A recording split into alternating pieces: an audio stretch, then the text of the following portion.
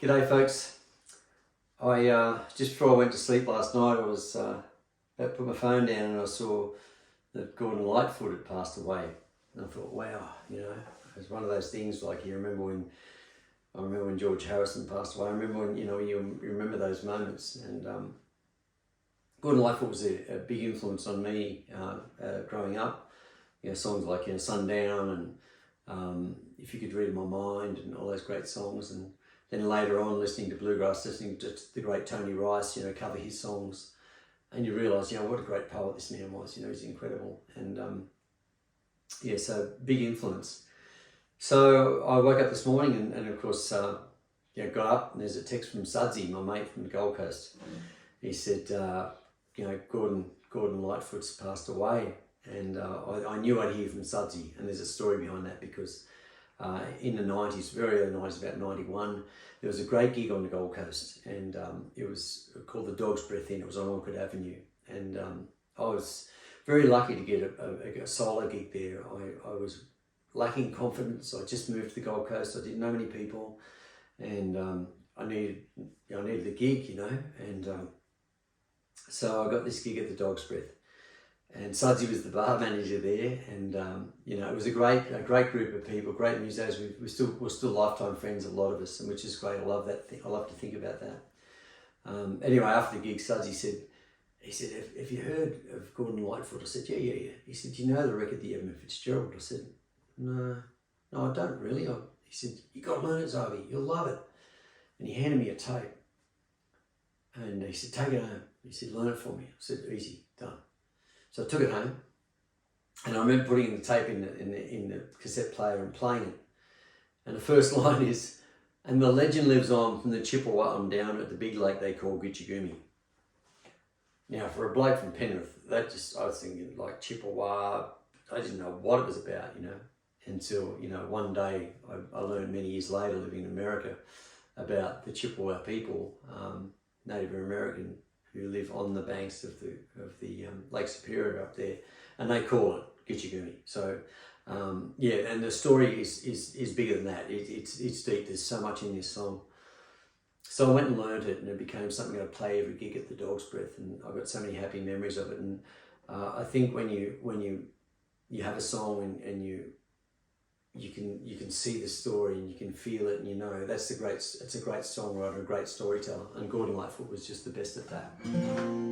So I said to Sudsy, I said, "Mate, tonight I'm going to get on and I'm going to play this for you, and for anybody else who loved Gordon Lightfoot. I love the story, so we'll play it, and I'll see you at the other end. I'm not sure what's going to happen, but here's to you, Sudsy. Here's to Gordon Lightfoot, and thanks for the songs. Here we go."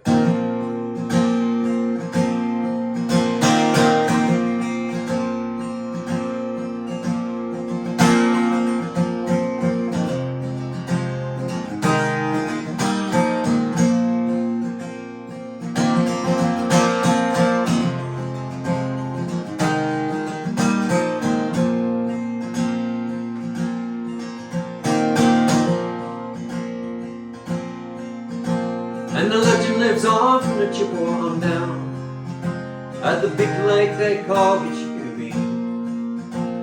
The lake, it is said, never gives up her dead when the skies of November turn gloomy. With the Lord of our ore, 26,000 tons or more, and the Edmund Fitzgerald great empty. And the good ship and crew was born to be chewed when the gales of November come early.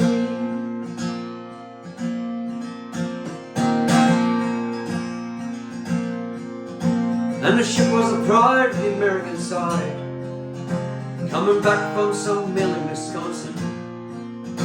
As the big freighters go, it was bigger than most, with a crew and a captain well seasoned, and concluding some terms with a couple of steel firms, they left fully loaded for Cleveland. Later that night when the ships were rain, could it be the north wind they'd be feeling?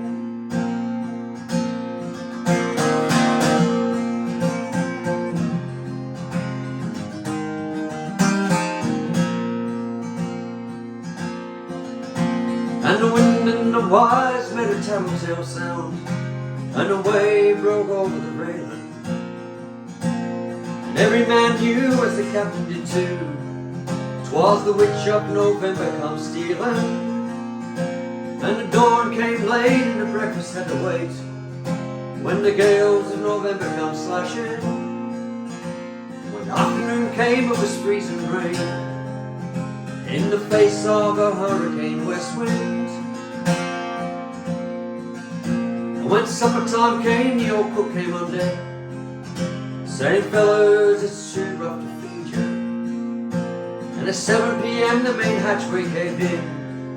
He said, "Fellows, it's been good to know you."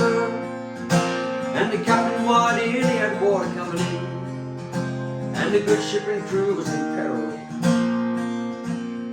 Later that night, when the lights went out of sight, came the wreck of the Edward Fitzgerald.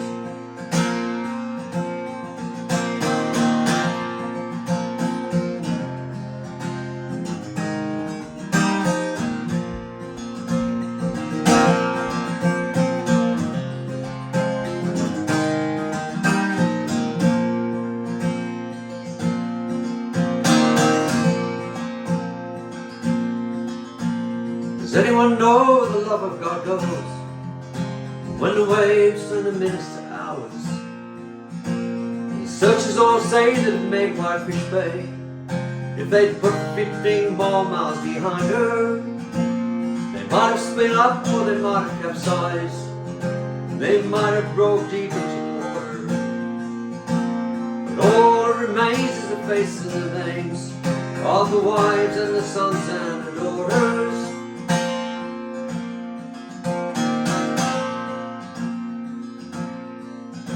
In a musty old hall in Detroit they prayed at the Maritime Sailors Cathedral. The church bell chimed and it rang 29 times for each man on the Edward Fitzgerald. And the legend lives on from the Chippewa down at the big lake they call Gitchagumi.